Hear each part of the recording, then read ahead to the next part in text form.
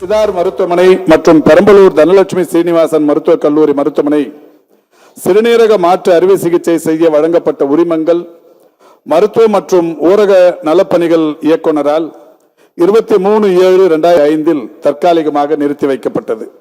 மேலும் விசாரணை அலுவலர் மேற்கூறிய மருத்துவமனைகளில் தவறான முறையில் சான்றுகள் சமர்ப்பித்து மனித உறுப்பு மாற்று அறுவை சிகிச்சைகள் மேற்கொள்ளப்பட்டுள்ளதாக தெரிய வருகிறது என்றும், மேலும் இவ்விசாரணையில் மனித உறுப்பு மாற்று அறுவை சிகிச்சை சட்ட நுணுக்கங்களை தவறாக பயன்படுத்தியதும் தெரிய வருவதாகவும் தெரிவித்துள்ளார். மேற்படி விசாரணையின் மூலம் அங்கீகார குழுவிற்கு கீழ்கண்ட பரிந்துரைகள் திட்ட இயக்குனர் தமிழ்நாடு சுகாதார திட்டம் வழங்கியுள்ளார். அதன்படி மனித உறுப்பு மாற்று சட்டம் 1994 படி சிறுநீரகம் மாற்றுதல் தொடர்பாக ஆவணங்களின் ஆய்வின் போது சிதார் மருத்துவமனை மற்றும் பெரம்பலூர் தனலட்சுமி சீனிவாசன் மருத்துவக் கல்லூரி மருத்துவமனைகளிலிருந்து பரிசீலனை செய்யப்பட்ட ஆவணங்களின் அடிப்படையில் இவ்விரு மருத்துவமனைகளுக்கும் வழங்கப்பட்ட சிறுநீரக உறுப்பு மாற்று உரிமை சான்றிதழை ரத்து செய்வதற்கு பரிந்துரை செய்யப்பட்டது. இந்த சிறுநீரக முறைகேட்டில் ஈடுபட்டுள்ளதாக கண்டறியப்பட்ட இடைத்தரகர்களான ஸ்டான்லி மோகன் மற்றும் ஆனந்தன் ஆகிய இருவர் மீதும் BNS 2023 உரிய பிரிவுகளின் கீழ் FIR பதிவு செய்ய பரிந்துரை செய்யப்பட்டது.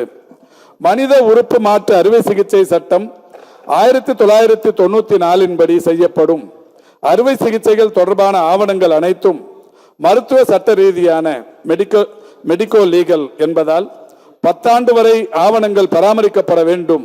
இது தொடர்பாக வருவாய்த்துறை, காவல்துறை மற்றும் மருத்துவ துறைகளுக்கு சுற்றறிக்கை அனுப்பப்பட வேண்டும். இவையெல்லாம் அந்த குழு அறிவித்த பரிந்துரைகள். அதோடு மட்டுமல்ல, அனைத்து படிவங்களும் ஆங்கிலம், தமிழ் ஆகிய இரு மொழிகளின் வடிவில் வைத்திருக்க பரிந்துரை செய்யப்படுகிறது. மனித உறுப்பு மாற்று அறுவை சிகிச்சை மேற்கொள்ள உள்ள ஏற்பாளர்களுக்கும் மற்றும் கொடையாளிகளுக்கும் அறுவை சிகிச்சைக்கு முன் தகுந்த ஆலோசனைகள் குறித்த நிலையான இயக்க நடைமுறைகள் ஸ்டாண்டர்ட் ஆபரேட்டிங் ப்ரொசீஜர்ஸ் உருவாக்கி செயல்படுத்தப்பட வேண்டும். ஏற்பாளர்கள் நேரடியாக அங்கீகார குழுவிற்கு முன்பாக ஆஜராக முடியாத பட்சத்தில் காணொலி மூலமாக கலந்தாய்வு செய்யப்பட வேண்டும். இனிவரும் காலங்களில் வீடியோ பதிவேற்பு முறையில் இது செயல்படுத்தப்பட வேண்டும்.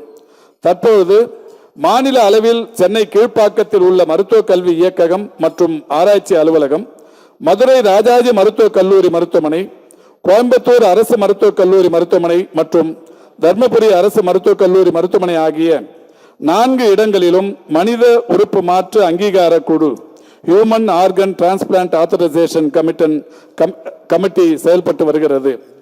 ஏற்கனவே செயல்பட்டு வருகிற சென்னை கீழ்ப்பாக்கம் மருத்துவக் கல்வி இயக்ககம் மற்றும் ஆராய்ச்சி அலுவலகத்தின் அங்கீகார குழுவினை மறுசீரமைப்பு செய்து சென்னை ராஜீவ்காந்தி அரசு பொது மருத்துவமனையில் அங்கீகார குழு அமைத்து மாற்றம் செய்யவும் மற்றும் சென்னை கீழ்ப்பாக்கம் மருத்துவக் கல்வி மற்றும் ஆராய்ச்சி இயக்ககத்தில் வெளிநாடுகளிலிருந்து சிகிச்சை பெற வரும் நோயாளிகளுக்கு மட்டுமான அங்கீகார குழுவாக செயல்பட இதன் மூலம் பரிந்துரை செய்யப்படுகிறது. மாநிலம் முழுவதும் உள்ள அங்கீகார குழுக்களுக்கும் மருத்துவக் கல்வி மற்றும் ஆராய்ச்சி இயக்குனர் அவர்கள் கண்காணிப்பு குழு தலைவராக நியமனம் செய்யப்பட வேண்டும். மருத்துவ மற்றும் ஊரக நலப்பணிகள் இயக்குனர் அவர்களின் தலைமையின் கீழ் வருடத்தில் 2 முறை மனித உறுப்பு மாற்று அங்கீகார குழுவின் மூலம் ஒப்பளிக்கப்பட்ட அல்லது நிராகரிக்கப்பட்ட அனைத்து விவரங்களையும் தணிக்கை செய்யவும் மற்றும் ஆய்வு நடத்தி ஆய்வு அறிக்கை தயார் செய்து ஆண்டு அறிக்கையாக அரசிற்கு சமர்ப்பிக்க இதன் மூலம் பரிந்துரை செய்யப்படுகிறது. அனைத்து மாவட்டங்களிலும் உடல் உறுப்பு தானம் என்ற பெயரில் உடல் உறுப்பை முறைகேடாக விற்பது தவறான செயல் என்பது குறித்து தொடர் விழிப்புணர்வு ஏற்படுத்த அனைத்து மாவட்ட ஆட்சித் தலைவர்களுக்கும் பரிந்துரை செய்யப்படுகிறது என்று 10 விதமான பரிந்துரைகளை அந்த குழு அளித்தது.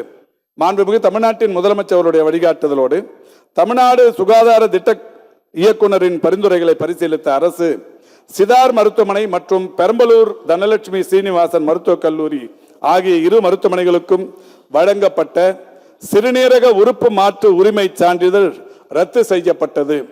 இதில் மிக முக்கியமாக கவனிக்க வேண்டியது, பாரபட்சம் எதுவும் இல்லாமல், எந்த விதமான பாகுபாடும் இல்லாமல் எந்த மருத்துவமனைகளின் மீது புகார் வந்ததோ அந்த மருத்துவமனைகளின் உரிமங்கள் உடனடியாக ரத்து செய்யப்பட்டது. மாண்புமிகு எதிர்க்கட்சி தலைவர் பேசும்போது இங்கே அவர் எடுத்து சொன்னதை போல இந்த மாதிரியான புகார்கள் நாமக்கல் பள்ளிப்பாளையத்திலும் திருச்சி அதேபோல் அருள் அவர்கள் எடுத்து சொன்னதை போல சேலம் பகுதிகளிலும் இந்த விற்பனை என்பது அவரே சொன்னார் 5 லட்சம் 10 லட்சத்துக்கு விற்பனை செய்கிறார்கள். இது மாதிரியான காரியங்கள் இப்பொழுது மட்டுமல்ல கடந்த காலங்களிலும் நடைபெற்றிருக்கிறது. ஆனால் அப்போதிருந்த அரசு இது சம்பந்தமான எந்த விதமான புதிய விதிமுறைகளையோ எந்த விதமான சட்டப்பூர்வ நடவடிக்கைகளையோ எடுக்காமல் இருந்தது என்பதை இந்த சட்டமன்றத்திற்கு பல்வேறு உதாரணங்களின் மூலம் நான் பதிவு செய்ய முடியும்.